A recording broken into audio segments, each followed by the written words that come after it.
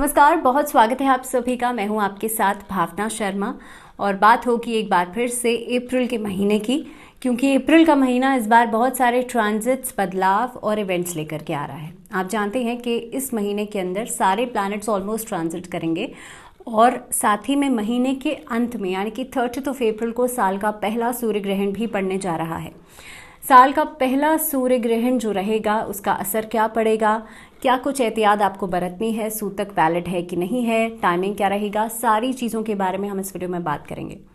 तो सूर्य ग्रहण यानी कि सोलर इक्लिप्स जब भी पड़ता है, क्योंकि एक खगोलीय घटना है, एक एस्ट्रोनॉमिकल इवेंट है, तो जाहिर तौर पर इसका असर हम सबके ऊपर पड़ता है। अब दूसरी बात और सबसे इम्पॉर्टेंट बात यह है कि ये जो सोलर इक्लिप्स है ये पार्शियल सोलर इक्लिप्स रहेगा, आंशिक सूर्य ग्रहण रहेगा।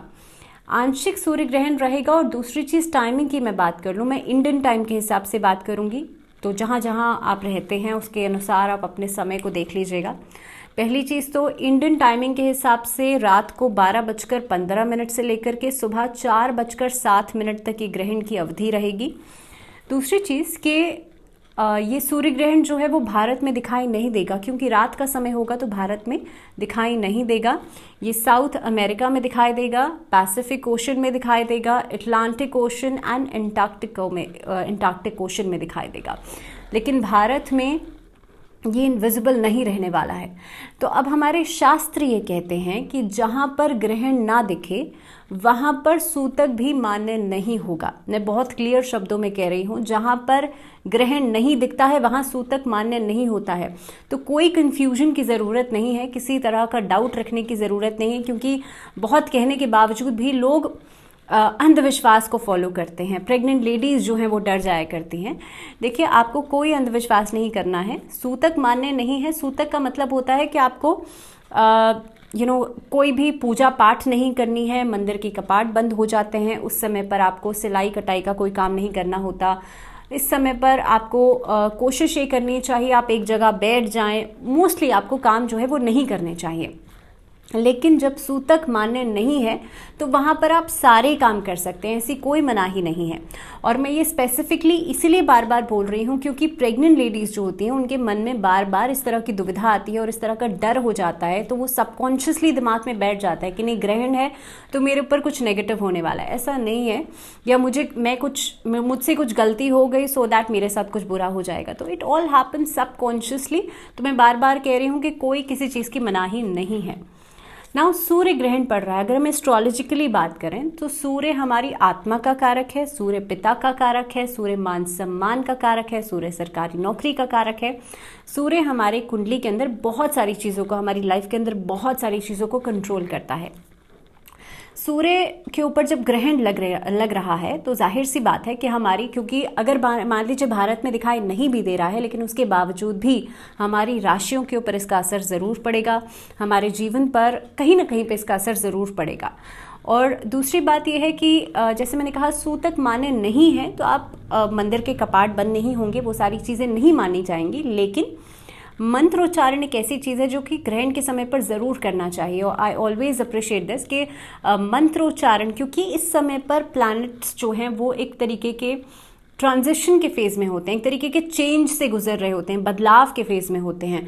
और अगर हम कथा की बात करें, जो हम जानते हैं, जो हमारे शास्त्रों में कही गई है कि राहु केतु जो हैं वो ग्रहण लगा देते हैं, तो उसके हिसाब से भी देखा जाए तो इस समय पर जो प्लैनेट्स होते हैं वो बहुत वीक अवस्था में होते हैं, एक बदलाव से गुजर रहे होते हैं। तो इस समय पर मंत्रोच्चारण करना बहुत बढ़िया माना जाता है।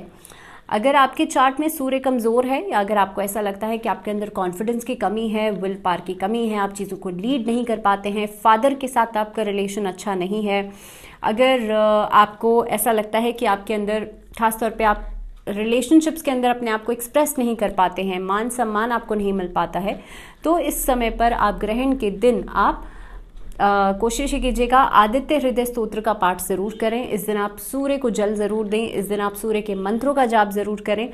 तो ये क्योंकि इंडिया में तो उस समय पर मॉर्निंग हो रही होगी ना, जब ग्रहण खत्म हो जाएगा, तो इस समय पर मॉर्निंग के आवर्स में आप सूर्य को जल ज़रूर दें। सुबह 4:07 पर ग्रहण समाप्त हो चुका होगा, तो आप अर्ली आवर्स में सूर्य को जल ज़रूर दें।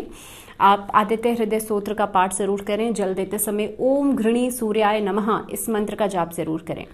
एक चीज़ को ध्यान रखिएगा, जब भी आप सूर्य को जल देंगे तो अपनी हाइट से, अपने सर से थोड़ा सा ऊपर करके दीजिएगा। वो जो जल नीचे गिरेगा उसको अपने पैरों से टच नहीं होने दीजिएगा, उसको किसी पात्र में इकट्ठा कर लीजिएगा और उसके बाद उसे आप पेड़ों में डाल सकते हैं या पक्षियों के लिए रख सकते हैं। दूसरी चीज़, जिस दिन ग्रहण पड़ रहा है उस दिन आपको क्या क्या करना चाहिए, क्योंकि क्या होता है कि जैसे मान लीजिए सूतक यहाँ पर मान्य नहीं है, सूतक नहीं लगेगा, लेकिन उसके बावजूद भी क्योंकि हमारे ऊपर, हमारे जीवन के ऊपर इसका असर ज़रूर पड़ेगा, तो उपाय क्या करने चाहिए। पहली चीज़ तो ये है कि इस दिन सूर्य के मंत्रों का जाप और साथ ही में राहु केतु के मंत्रों का जाप ज़रूर करना चाहिए। अगर राहु से आप पीड़ित हैं या राहु केतु आपके चार्ट के अंदर बहुत अच्छी सिचुएशन में नहीं है, बहुत अच्छी अवस्था में नहीं है, तो आप राहु केतु के मंत्रों का जाप भी ज़रूर करें। तो अब आप उपाय क्या कर सकते हैं इस दिन, क्योंकि जो ग्रहण का समय है वो अर्ली आवर्स का रहेगा। दैट मीन्स इंडिया के अंदर सुबह अर्ली मॉर्निंग ग्रहण खत्म हो जाएगा। तो आपको सुबह उठ करके जब भी आप नहाने जाएंगे तो अपने नहाने के पानी में गंगा जल थोड़ा सा मिलाइएगा और लाल पुष्प ज़रूर मिलाइएगा, लाल फूल ज़रूर मिला करके आप स्नान कीजिएगा। अब गंगा जल क्यों कहा जाता है मिलाने के लिए, क्योंकि हर चीज़ के पीछे के सिग्निफिकेंस को आपको पता होना चाहिए। गंगा जल के अंदर बैक्टीरियोफेजेस होते हैं जो कि एक तरह के वायरसेस होते हैं जो बैक्टीरियाज को खत्म करते हैं। दिस इज़ द रीज़न कि गंगा जल बहुत सालों सालों तक भी खराब नहीं होता और 25% सबसे ज़्यादा ऑक्सीजन जो है वो पाई जाती है गंगा जल के अंदर, गंगा वाटर के अंदर। दूसरा रीज़न ये है कि क्योंकि होली वाटर भी माना जाता है, हमारी जितनी भी नदियां हैं सबसे ज़्यादा शुद्ध नदी, सबसे ज़्यादा पायस रिवर इसे माना जाता है, सबसे ज़्यादा पवित्र नदी इसे माना जाता है। तो इसीलिए गंगा जल से जब आप स्नान करते हैं तो जितनी भी नेगेटिविटी है वो क्लियर आउट होती है। अब मैं ये क्यों कह रही हूँ कि नेगेटिविटी, देखिए ग्रहण का आपने एक बार जैसे ही सुनते हैं तो ग्रहण के नाम से ही आपके दिमाग में एक नेगेटिविटी शुरू हो जाती है कि ग्रहण है तो मुझे ये करना है, मुझे वो करना है, बहुत सारी चीज़ें करनी है और कुछ ना कुछ बुरा नहीं हो जाए, ये दिमाग में ज़रूर आता है। तो नाम में ही जब नेगेटिविटी छुपी हुई है, लेकिन नाम को समझने की कोशिश कीजिए। ग्रहण का मतलब होता है ग्रहण करना, यू आर हैविंग समथिंग। सो उसको हमें पहली चीज़ तो नेगेटिविटी के साथ नहीं जोड़ना है, पॉजिटिविटी के साथ जोड़ना है। दूसरी बात यह है कि आप गंगा जल से स्नान ज़रूर कीजिएगा सो दैट मानसिक जो स्थिति है वो भी आपकी बहुत सकारात्मक रहेगी, आप स्टेबल रहेंगे, मानसिक विकार खत्म होंगे, आपका सूर्य मजबूत होगा। आप लाल रंग के पुष्पों से जब स्नान करेंगे तो आपका सूर्य मजबूत होगा। नहाने के बाद सूर्य को जल जरूर दें और ओम घृणी सूर्याय नमः इस मंत्र का जाप जरूर करें। सूर्य ग्रहण इस बार का पड़ रहा है मेष लग्न में और साथ ही में वृषभ राशि में। ग्रहण का दिन अमावस्या का दिन भी होता है, तो इसीलिए दान करना बेहद लाभकारी माना जाता है। इस दिन दान करने से पितृ दोष भी खत्म होता है। कोशिश ये कीजिएगा कि ग्रहण के बाद, क्योंकि सुबह 4:07 पे ग्रहण जो है वो समाप्त हो जाएगा, तो लगभग आप अर्ली आवर्स में कोशिश कीजिएगा किसी भी मिडिल एज्ड इंसान को आप गेहूं का दान कर सकते हैं, आप लाल कपड़े का दान कर सकते हैं, लाल वस्त्र का दान कर सकते हैं, आप गुड़ का दान कर सकते हैं। इसके अलावा आप तांबे का दान इस दिन कर सकते हैं, किसी स्पिरिचुअल प्लेस पर, किसी मंदिर में आप तांबे का पात्र दान कर सकते हैं। तो ये कुछ चीज़ें हैं जो कि आप लोग डोनेट कर सकते हैं। इस दिन वृक्षारोपण करना भी बहुत अच्छा रहेगा।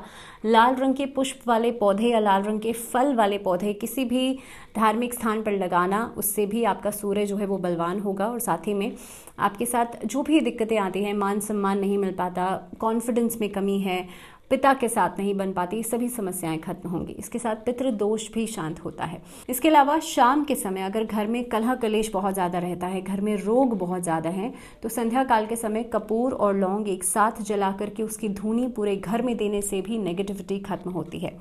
घर में अगर रोग बहुत ज़्यादा है, खासतौर पे किसी का हेल्थ इशू बहुत लंबे समय से चल रहा है, तो इस दिन महामृत्युंजय मंत्र का जाप करने से 108 बार और उसे रुद्राक्ष धारण करवाने से भी रोग जो है, हेल्थ इशू जो है वो बहुत जल्द खत्म होता है। तो इसी के साथ इस वीडियो में फ़िलहाल इतना ही। मुझे दीजिए इजाज़त, लेकिन जुड़े रहिए चैनल के साथ एंड अपना ध्यान रखिए टिल द नेक्स्ट वीडियो और stay healthy and stay safe. नमस्कार।